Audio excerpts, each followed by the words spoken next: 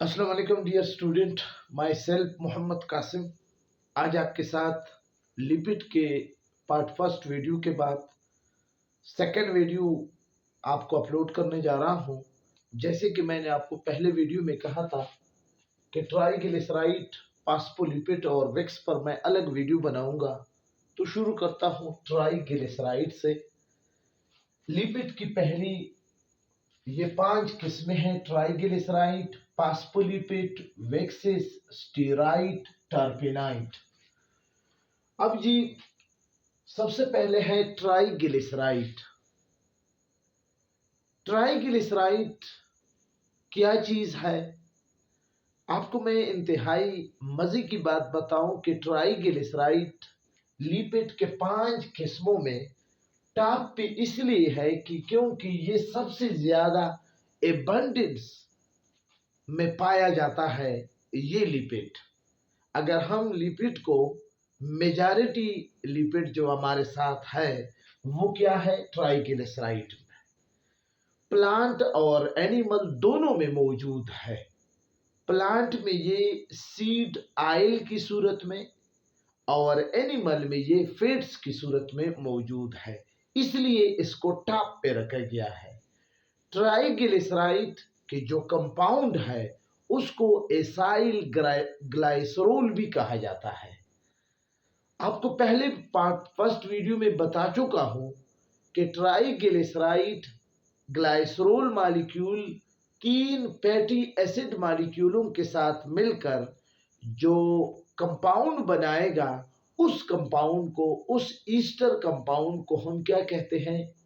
उस Easter chemical compound को हम कहते हैं एसाइल ग्लाइसरोल या ट्राइग्लिसराइड। तो चलो शुरू करते हैं जी। ट्राइग्लिसराइड हमारे साथ क्या है? ये 2 चीजों पर मुश्तमिल है, ग्लाइसरोल और फैटी एसिड।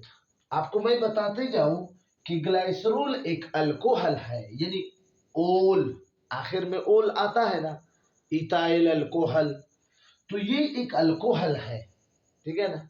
ग्लाइसरोल का डिफिनीशन आप इस तरह करेंगे कि 3 carbon compound and each carbon containing hydroxyl ion, तो इसको हम कहते हैं ग्लाइसरोल।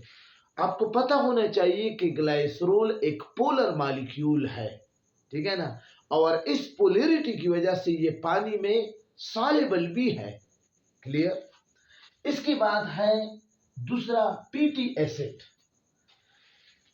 फैटी एसिड क्यों कहा जाता है? इसमें 2 कैरेक्टर है। एक, इसमें लिपिड मौजूद है इसलिए इसको फैटी कहा जाता है, और एसिड चूंकि लिपिड के साथ ऑर्गेनिक एसिड मौजूद है जिसको हम कार्बोक्सिलिक एसिड कहते हैं, ठीक है ना, RCOOH, ये इसलिए हम इसको कहा जाता है फैटी एसिड, ठीक है ना जी। तो 3 फैटी एसिड एक ग्लाइसरोल के साथ मिलकर, ये मैंने आपके सामने ड्रा किया है आसानी के लिए, और ये अगर आप इस फार्मूलों को नहीं क्या कर सकते हो, याद नहीं कर सकते, तो ये सिंपल फॉर्म है ROH ROOH। ये इसका क्या है? ROH, ये ग्लाइसरोल का सिंपल फॉर्म है, ठीक है ना। और ये क्या है? और ये फैटी एसिड का सिंपल फॉर्म है। आप इस तरह भी इस रिएक्शन को लिख सकते हो। सबसे आसान तरीका है ये ROH। ये डैश हम दरमियान में इसलिए करते हैं ताकि ये अलग हो जाए। आप इसको एक चीज न समझे, आर का क्या मतलब है? ये चेन ऑफ कार्बन है, कार्बन का चेन है, 4 भी हो सकते हैं, 6 भी हो सकते हैं। इससे पहले वीडियो में इस पर हम बहस कर चुके हैं। तो बहरहाल ये ग्लाइसरोल और ये फैटी एसिड दोनों मिलकर यहां से ग्लाइसरोल जब भी ट्राइग्लिसराइड यानी ईस्टर केमिकल कंपाउंड बनाएगा, ठीक है ना, यानी वो कंपाउंड जिसमें ईस्टर बॉन्ड मौजूद हो, तो फिर हम उसको क्या कहते हैं? Chemically Easter compound. तो ये फैटी एसिड और ग्लाइसरोल मिलकर क्या कर लेते हैं? ग्लाइसरोल से यानी अल्कोहल से एच जाएगा और एसिड से ओ एच जाएगा। यहां पर भी आप इसको देख सकते हो। ये देखो ईस्टर बॉन्ड में मैंने क्या लिखा है कि अल्कोहल से हाइड्रोजन जाएगा और एसिड से कार्बोक्सिलिक एसिड, यहाँ पर पीटी एसिड में ऑर्गेनिक एसिड मौजूद है ना, ये ओ एच चला जाता है। ये दोनों चलकर क्या बना लेंगे, वाटर। क्योंकि यहाँ पर 3 पीटी एसिड है तो हर एक पीटी एसिड से एक एक हाइड्रोक्साइल आयन और हर कार्बन से एक एक हाइड्रोजन जाकर 3 मॉलिक्यूल वाटर का बनाएंगे। और ये ऊपर की तरफ मैंने इसलिए किया है कि ये रिलीज हो गए हैं। क्लियर। अब इसके बाद क्या है, यहां हाइड्रोजन की एक आदत है कि जब भी हाइड्रोजन हाइड्रोक्साइल आयन के साथ जाता है या किसी भी दूसरे एलिमेंट के साथ बॉन्ड बनाने के लिए जाता है तो वो अपना इलेक्ट्रॉन दूसरी एलिमेंट जो उसके साथ होता है, इस केस में ओ मौजूद है, उसको दे देता है। हाइड्रोजन की ये आदत है कि जब भी वो चला जाता है बॉन्ड बनाने के लिए तो उसके साथ जो करीब एलिमेंट मौजूद है उसको वो अपना एक इलेक्ट्रॉन दे देता है। आपको पता है कि हाइड्रोजन के पास एक इलेक्ट्रॉन है। इस वजह से हाइड्रोजन यहाँ पर OH हाइड्रोक्साइल आयन के साथ बॉन्ड बनाकर अपना इलेक्ट्रॉन O को दे देता है, इसलिए O पर नेगेटिव चार्ज है, अगर किसी ने आपसे पूछ लिया, ठीक है ना। और हाइड्रोक्साइल आयन पूरा का पूरा चला जाता है और यहाँ पर कार्बन पर पॉजिटिव चार्ज आ जाता है। तो इस तरह हर एक ऑक्सीजन पर, इस तरह हर एक कार्बन पर यही कहानी है जो मैंने आपको सुनाई। तो बहरहाल ये चला गया तो इस तरह के कंपाउंड आपके साथ बन जाएगा। इस कंपाउंड को आप क्या कहेंगे, एसाइल ग्लाइसरोल। इसलिए बास किताबों में ट्राइग्लिसराइड की जगह एसाइल ग्लाइसरोल लिखा है, तो आपने कंफ्यूज नहीं होना है, ये वही ट्राइग्लिसराइड है जो ग्लाइसरोल और पीटी एसिड से बनता है। अब तो तकरीबन क्लियर हो गया है ये आपके साथ। अब यहां पर देखो, इसको आप केमिकली ईस्टर कंपाउंड भी कहा जाता है, ठीक है ना। अब क्यों ईस्टर, ये देखो ईस्टर बॉन्ड किसे कहते हैं, वो बॉन्ड जिसमें अल्कोहल से हाइड्रोजन चला जाता है और एसिड से हाइड्रोक्साइल आयन चले जाते हैं। तो जब इसके बाद जो भी बॉन्ड बनेगा उस बॉन्ड को हम क्या कहेंगे, ईस्टर बॉन्ड।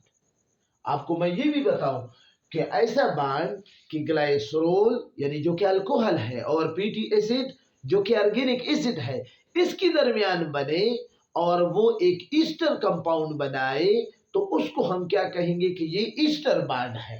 अब ईस्टर बॉन्ड की समझ आ गई, क्लियर। ये आर है, ओ है और ये भी सी आर है। तो बहरहाल ये आपके साथ इसाइल ग्लाइसरोल, इसका सिंपल फॉर्म मैंने आपके सामने ड्रा किया है। ये ग्लाइसरोल का सिंपल फॉर्म है, ये पीटी एसिड का सिंपल फॉर्म है। वाटर निकल गए, आपके साथ इस तरह रह गया RCOOR। क्लियर, यहां तक आप समझ गए। ये हमारे साथ क्या था, ट्राइग्लिसराइड।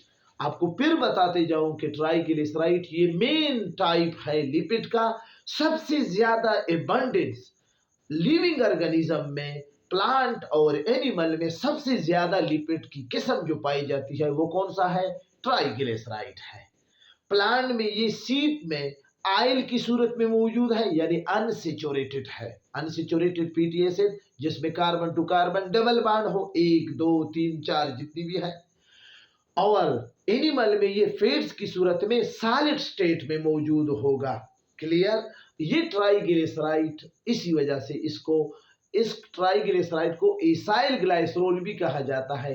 यानी इसका डिफिनीशन आप इस तरह कह सकते हो कि Easter chemical compound is called acyl glycerol. Clear, ये हो गया ये। इसके बाद है हमारे साथ दूसरा टाइप हमारे साथ क्या हो गया, लिपिड की ट्राइग्लिसराइड की कहानी तो खत्म हो गई। अगर फिर भी इसमें कंफ्यूजन है तो आप कमेंट्स बॉक्स में आप कर सकते हो कुछ क्वेश्चन जी। तो दूसरा हमारा क्या है, फास्फोलिपिड है। आपको मैं एक बात बता दूं कि फास्फोलिपिड आप प्लांट के अंदर, एनिमल के अंदर जहां पर भी सेल में मेम्ब्रेन होगा वहां पर फास्फोलिपिड लाजमी पाया जाएगा, ठीक है ना। प्रोकैरियोट और यूकैरियोट दोनों सेल के सेल मेम्ब्रेन में फास्फोलिपिड लाजमी होगा। ठीक है ना, इतना इंपॉर्टेंट है। आपको एक मजे की और बात बताऊं कि फास्फोलिपिड प्रोकैरियोट में तो है ही है, बैक्टीरिया सेल में भी है, एनिमल और प्लांट सेल में फास्फोलिपिड के साथ साथ यानी यूकैरियोटिक सेल में मेम्ब्रेन में कोलेस्ट्रॉल भी मौजूद होगा। ठीक है ना, इंतहाई इंपॉर्टेंट लिपिड है ये भी। अब इसको व्हाट इज फास्फोलिपिड? वो टाइप ऑफ लिपिड जिसमें एक ग्लाइसरोल है, नजर तो आपको आ रहा है ना, एक ग्लाइसरोल ऑलरेडी आपको बता चुका हूं, एक दो पीटी एसिड, तीन नहीं दो, और तीसरा क्या है, फास्फोरिक एसिड, हाइड्रोजन फास्फेट। इस ये तीनों मिलकर जो लिपिड की टाइप बनाएगा उस लिपिड को हम क्या कहते हैं, फास्फोलिपिड। क्लियर हो गया? अब जी इस एसाइल ग्लाइसरोल से मैं फास्फोलिपिड बना रहा हूं आपकी आसानी के लिए। ठीक है ना, बाकी चीजों को मैं मिटा रहा हूं, अगर आप इस स्क्रीनशॉट निकालना चाहते हैं तो ये अच्छी बात है। बहरहाल बाकी चीजों को मैं मिटा रहा हूं, फास्फोलिपिड की कहानी अब शुरू हो गई है। ठीक है ना, बोर्ड में जगह कम होने की वजह से अब मैं जी फास्फोलिपिड पर बहस करने शुरू कर रहा हूं जी।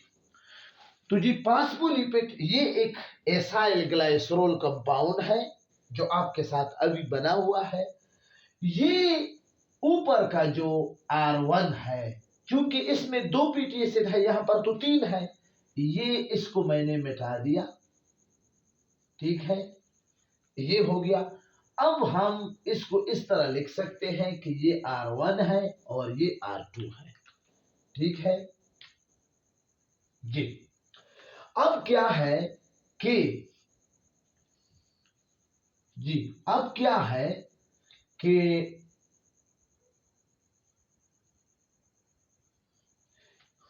इसके साथ एक ग्लाइसरोल तो ये है। ठीक है ना, ग्लाइसरोल क्या है, ग्लाइसरोल तो ये है, दो पीटी एसिड ये है। ठीक है ना, और तीसरा फास्फेट, इसको मैं अटैच कर रहा हूं। ठीक है ना, इसको जब मैं अटैच कर रहा हूं तो ये पी, क्लियर, इंतहाई सिंपल अंदाज में, और ये ऊपर पी ओ, नीचे ओ एच, और फिर इसके बाद फिर नीचे ओ एच, ये फास्फेट मैंने टच कर दिया। अब इससे क्या बन गया, ये आपके साथ क्या बना है, फास्फोलिपिड। इसको मैं यहां पर खुल कर आपके साथ शेयर करूं। देखो ये ओ एच, ये फास्फेट है, ये जो अभी लिखा है, और ये ग्लाइसरोल का दूसरा, और ये तो आपको ऑलरेडी पहचान रहे हो, पीटी एसिड है, और ये दूसरा पीटी एसिड है। क्लियर, यहां पर आपको आसानी के साथ नजर आएगा। ठीक है ना, इसको अब मैं मिटा रहा हूं जी। क्लियर, अब ये आप फास्फोलिपिड को देख रहे हो, क्योंकि इसमें जरा कॉम्प्लिकेशन है। ये फास्फोलिपिड है, यानी ट्राइग्लिसराइड से एक लिपिड को हटाकर ऊपर आप लगाएंगे। अब इसमें क्या, फास्फोलिपिड के दो पार्ट है, एक अपर पार्ट है और एक लोअर पार्ट है। अपर पार्ट आपको मैं अभी दिखा रहा हूं, ये अपर पार्ट है, ये सारा, ये फास्फोलिपिड। ठीक है ना, ये अपर पार्ट है, और इसके साथ साथ ये सारा कौन सा पार्ट है, अपर पार्ट है। कौन सा पार्ट है, अपर पार्ट है। क्लियर, ये सारा, सॉरी, ये अपर पार्ट है, ये फास्फोलिपिड का ये अपर पार्ट है, इसको मैं लिखता हूं अपर पार्ट। ठीक है ना, अब अपर पार्ट के लिए स्पेसिफिक लफ्ज क्या है, हेड। एक हेड होगा फास्फोलिपिड का, और दूसरा क्या है, मैं जरा इसको कलर चेंज कर लेता हूं जी। और ये पार्ट जो मैंने मार्कर तब्दील कर लिया है, ये टेल है। इसको लोअर पार्ट भी कहा जाता है, लोअर पार्ट। क्लियर? ये लोअर पार्ट है। अपर पार्ट पासपेट का, अब देखो ये पासपेट और एक कार्बन इसके साथ अटैच है। ये अपर पार्ट है जिसको हेड कहा जाता है। हमेशा हेड क्या होगा, हाइड्रोफिलिक। क्या? हाइड्रोफिलिक। क्लियर? और हमेशा टिल क्या होगा, हाइड्रोबोबिक। हाइड्रोबोबिक। अब क्या मतलब है, हाइड्रोफिलिक का मतलब है वाटर लविंग पार्ट, ठीक है ना। यानी फास्फोलिपिड का जो हेड है वो वाटर लविंग है, और जो टिल है वो वाटर पियर है, यानी वाटर नॉट लविंग है, वो पानी को पसंद नहीं करता। बोबिक कहते हैं तो पियर खौफ करता है, वाटर प्रूफ है, ठीक है ना। ठीक है, तो ये हाइड्रोफिलिक और हाइड्रोबोबिक, इसकी कहानी आपको समझ में आ गई। यहां पर फॉस्फेट में अब इस कंपाउंड को आप क्या कहेंगे, पासपो पासपो पासपोडिक एसिड। इस कंपाउंड को क्या कहेंगे, पासपोडिक एसिड। पासपोडिक एसिड। पासपोडिक एसिड, ये ठीक है ना। हाइड्रोफिलिक और हाइड्रोबोबिक की बात हो गई। अपर पार्ट हेड है, लोअर पार्ट हाइड्रोफिलिक है, लोअर पार्ट हाइड्रोबोबिक, इसकी भी बात हो गई। अब मैं आपको बताने जा रहा हूं कि इस फास्फेट के साथ एक और नाइट्रोजीनियस बेस अटैच होता है, ठीक है ना। आपको मैं ये बताऊं कि ये वो नाइट्रोजीनियस बेस नहीं है जो कि डीएनए या आरएनए में है, adenine, guanine, cytosine, thymine. In case of RNA uracil, वो नाइट्रोजीनियस बेस नहीं है। ये यहां पर वो नाइट्रोजीनियस बेस है, यानी इसके साथ ऐसा नाइट्रोजन होगा जो कि लोन पेयर इलेक्ट्रॉन देकर बॉन्ड बनाए, तो वो नाइट्रोजीनियस बेस है। इसाइल अमीन है, कोलिन है। आपके कोर्स में कोलिन का जिक्र है तो मैं कोलिन का जिक्र करूंगा। कोलिन है, ये कोलिन यहां पर फास्फेट के साथ, फास्फोलिपिड में फास्फेट के साथ क्या बनाता है, एक बॉन्ड बनाता है। अब कोलिन, कोलिन का क्या है, ये मैं जरा कोलिन का आपको, कोलिन जी, तो ये जब हमें सर पढ़ाते थे तो कोलिन का केमिकल फार्मूला हमें के दो चोटू एक एन, तीन छतरी, तीन छतरी, छतरी कहते हैं CH3 को जी। दो चोटू एक एन, तीन छतरी, त्रिछतरी, देखो कोलिन के फार्मूला आ गया। अब ये पासपोडिक एसिड क्या बन जाता है, पासपोडाइल कोलिन। अब ये क्या बन गया, पासपोडिक एसिड से क्या बन गया, पासपोडाइल कोलिन। ये बड़े कॉम्प्लेक्स चीजें हैं। पासपोडिक एसिड से ये कोलिन के मिलने से ये नाइट्रोजीनियस बेस है। ये वो नाइट्रोजन है जो लोन पेयर इलेक्ट्रॉन देकर मिथाइल के साथ बॉन्ड बनाए। ये खास किस्म के कंपाउंड नाइट्रोजीनियस बेस है जो कि सिर्फ फास्फोलिपिड के साथ अटैच होते हैं। और फास्फेटिक एसिड क्या बन गया, फास्फोडाइल कोलिन। क्लियर हो गया।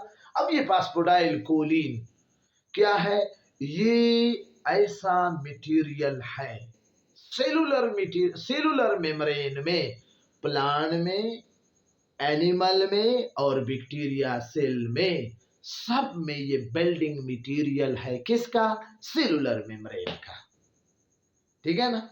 यानी ये बैक्टीरिया सेल में, प्लांट में और इसके साथ साथ एनिमल के सेलुलर मेम्ब्रेन को क्या करता है, वहां पर वाइडली स्प्रेड है। कहां पर, in the membrane of plant, animal और बैक्टीरिया सेल में, ठीक है। फास्फोलिपिड की क्या फंक्शन है, फास्फोलिपिड की ये फंक्शन है कि ये पहला काम करता है building material of cellular membrane, यानी जहां पर भी मेम्ब्रेन होगा फास्फोलिपिड वहां पर बिल्डिंग मटेरियल है, यानी मेम्ब्रेन, सेलुलर मेम्ब्रेन इसके बगैर नहीं बन सकता। और दूसरा, they help in the regulation of cell permeability and transporting process. They help in the regulation of cell permeability, यानी सेल अगर किसी चीज को अलाउ करता है तो इसको कहते हैं सेल परमेबिलिटी। और ट्रांसपोर्टिंग प्रोसेस, अब सेल के अंदर बहुत ट्रांसपोर्ट होगा तो फास्फोलिपिड उसमें काम करेगा। ये सारी चीजें आपको, ये दो लिपिड के किस्में हो गए, ठीक है ना। अब जी मैं तीसरे लिपिड की किस्म आपके साथ, इसको मैं मिटाने जा रहा हूं, क्लियर जी। लेकिन एक बात, ये यहां पर भी फास्फोलिपिड का एक सिंपल स्ट्रक्चर आपके साथ ड्रा करने जा रहा हूं। ये फास्फोलिपिड का क्या है, हेड है, ठीक है ना। और ये क्या है, R1 R2 आपने देखा है जी, देख लिया है कि जी ये R1 है और ये R2 है, ये हेड है और ये क्या है, ये टेल है, ये हाइड्रोफोबिक है और ये हाइड्रोफिलिक है। इसको मैं आप जरा आपको सेल में भी आपको बताऊं कि ये किस तरह अरेंज होता है। ये देखो मिसाल के तौर पर ये सेल है, ये जी ये बाहर का तरफ है तो इसका बाहर इस तरह, ये बाहर इसका हेड होगा जी। ये मिसाल के तौर पर ये अंदर है तो ये अंदर की तरफ ये इस तरह अरेंज होता है। टाइम मेरे साथ कम है तो ये जी मैं जल्दी जल्दी बना लेता हूँ, ठीक है। ये आप देख सकते हो कि जी ये हेड बाहर की तरफ से है। अगर पानी बाहर है तो फिर भी आएगा क्योंकि हेड उस तरफ है, हेड तो पानी के साथ लवर है ना, हाइड्रोफिलिक है ना। और अगर पानी यहाँ पर है यानी न्यूक्लियोप्लाज्म में है या साइटोप्लाज्म में है, और फिर वो भी यानी अल्लाह ताला ने इस तरह का स्मूथ सिस्टम सेल के अंदर बनाया है कि फास्फोलिपिड बाहर की तरफ भी उसका हेड है और अंदर की तरफ भी हेड है, और दरमियान में उसके क्या है, जो टेल है, जो नॉन पोलर पार्ट है, जो हाइड्रोफोबिक है, जो पानी को लाइक नहीं करता, अब वो दरमियान में है। पानी यहाँ तक नहीं आता, यहाँ तक आ जाता है और फिर यहाँ तक, यहाँ से यहाँ तक आ जाता है, और दरमियान में पानी सेल के अंदर नहीं होता क्योंकि आपको पता है कि सेल के अंदर दरमियान में नॉन पोलर सेलुलर स्ट्रक्चर है और फिर पानी उसको खराब डिस्टर्ब नहीं करता, ठीक है ना। तो ये सारी चीजें आपके साथ वो डिस्कस करनी थी, उम्मीद है कि आपको क्लियर हो गई हो। अब जी बोर्ड में चूंकि जगह कम है तो मैं इसको मिटाने जा रहा हूँ। फास्फोलिपिड की चक्कर खत्म हो गया है जी। अब तीसरा लिपिड का किस्म क्या है, विक्स है। क्या है, विक्स। अब जी आपके सामने ये तीसरा मैं हेडिंग डालने जा रहा हूं, विक्स। ये सिंपल है, इसमें इतने ज्यादा नहीं है, ठीक है ना। ये आखिरी टॉपिक है, नेक्स्ट वीडियो में मैं फिर स्टीराइड, टर्पिनाइट और फंक्शन पे करूंगा जी। विक्स क्या चीज है, सबसे पहले मैं आपको बताते जाऊं कि ये it is the type of lipid in which odd number of PT acid is present, no glycerol। इसमें ग्लाइसरोल नहीं होगा। odd number of long chain of hydrocarbon, long chain of hydrocarbon, PT acid इसमें क्या होंगे, होंगे सिर्फ PT acid, ठीक है। और वो भी क्या है, वो भी ऑड नंबर। ऑड नंबर का क्या मतलब है, ऑड नंबर तक यानी 3, 5, 7, 9 इस तरह, क्लियर, ये बात हो गई। क्योंकि यहां पर ग्लाइसरोल नहीं है, ठीक है ना, तो ये क्या करता है, यहां पर इन सच केस पीटी एसिड जो चेन बनाएगा, जो चेन यानी पीटी एसिड का जो चेन होगा वो लॉन्ग चेन होगा, अल्केन, ठीक है ना, और इसमें 8 नंबर होंगे, ठीक है ना। ये बात तो हो गई। अब ये क्या है, इनसॉल्युबल इन वाटर है, एक बात। ये सॉलिड है रूम टेम्परेचर पर, दूसरी बात। इसके मेल्टिंग पॉइंट हाई है, तीसरी बात। चौथी बात, ये स्टेबल कंपाउंड है एंड रेसिस्ट टू डिजेनरेशन। यानी ये इसको मिटाना मुश्किल है, डीजेनरेशन इसको हटाना मुश्किल है। विक्सिस क्या है? इनसॉल्युबल है, इनसॉल्युबल, हाई मेल्टिंग पॉइंट, ये सब कुछ, ठीक है ना। और इसका ये क्या है, इसके अंदर जो पीटी एसिड है, जो पीटी एसिड है वो क्या है, इसकी मेल्टिंग पॉइंट भी ज्यादा है और ये सॉलिड है। अब इसका क्या मतलब है, solid, solid at room temperature, ठीक है ना। और ये क्या है, स्टेबल कंपाउंड है, स्टेबल, स्टेबल कंपाउंड है, यानी इसकी टू रेजिस्ट अगेंस्ट रीजनरेशन। अब इसकी क्या क्या फंक्शन होंगे? सबसे पहली फंक्शन इसका क्या है कि ये प्लांट के फ्रूट में, प्लांट के स्किन में और फ्रूट में, फीडर में, एनिमल में फीडर में, प्लांट के लीव्स में ये प्रोटेक्टिव लेयर बनाता है, ठीक है ना। ये क्या करता है विक्सिस, ये फ्रूट में, स्किन में, लीव्स में, पौधों के फ्रूट, पौधों की लीव्स, एनिमल के स्किन और साथ साथ परिंदों के फीदर में, परों में ये प्रोटेक्टिव लेयर बनाता है, ठीक है ना। और जिसकी वजह से, इस प्रोटेक्टिव लेयर की वजह से वो वाटर प्रूफ बन जाते हैं। आइए आपको मैं सिंपल एग्जांपल दूं कि फ्रूट को आपने पानी के अंदर डाला वो खराब नहीं होता, इसी प्रोटेक्टिव लेयर की वजह से। इसी तरह स्किन आपने पानी के अंदर डाला, खराब नहीं, वाटर प्रूफ है ना आपका स्किन। इसी तरह पौधे के पत्ते क्या है, वाटर प्रूफ है, इसी प्रोटेक्टिव लेयर की वजह से। कितनों का बड़ा काम है, क्लियर। दूसरा क्या है, they prevent water loss and reduce evaporation.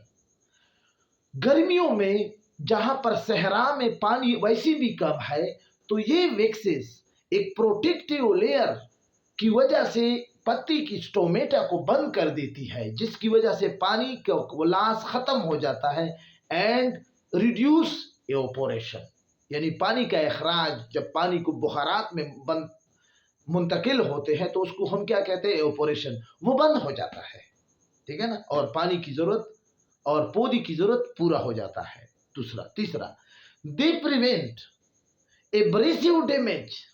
Abrasive damage यानी इसी वैक्सिस की वजह से पौधे खतरनाक नुकसान से बच जाता है, यानी फटने से बच जाता है।